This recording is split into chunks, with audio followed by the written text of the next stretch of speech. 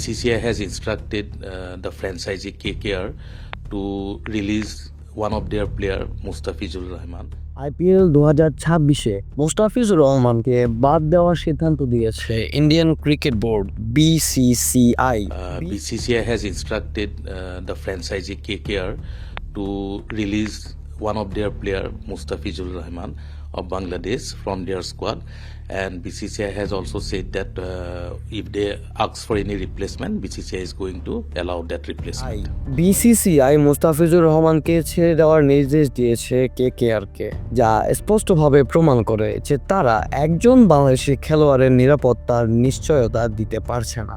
যদি তারা একজন ক্রিকেটারের নিরাপত্তায় নিশ্চিত করতে না পারে, তাহলে আসন্ন ভারতে অনুষ্ঠিত টি-20 বিশ্বকাপে বাংলাদেশের 15 সদস্যের দলের নিরাপত্তা তারা কিভাবে নিশ্চিত করবে?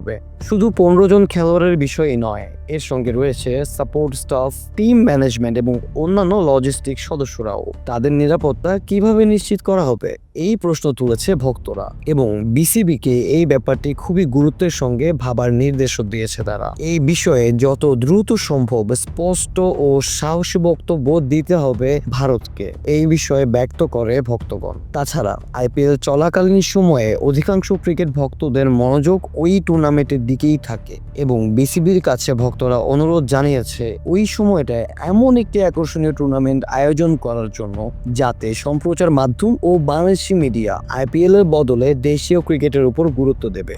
সম্ভব হলে বিসিবি শক্তিশালী প্রতিপক্ষের বিপক্ষে বাংলাদেশে দলের একটি পূর্ণাঙ্গ সিরিজ আয়োজন করতে পারে, এই মনোভাবও ব্যক্ত করে ক্রিকেট প্রেমীগণ।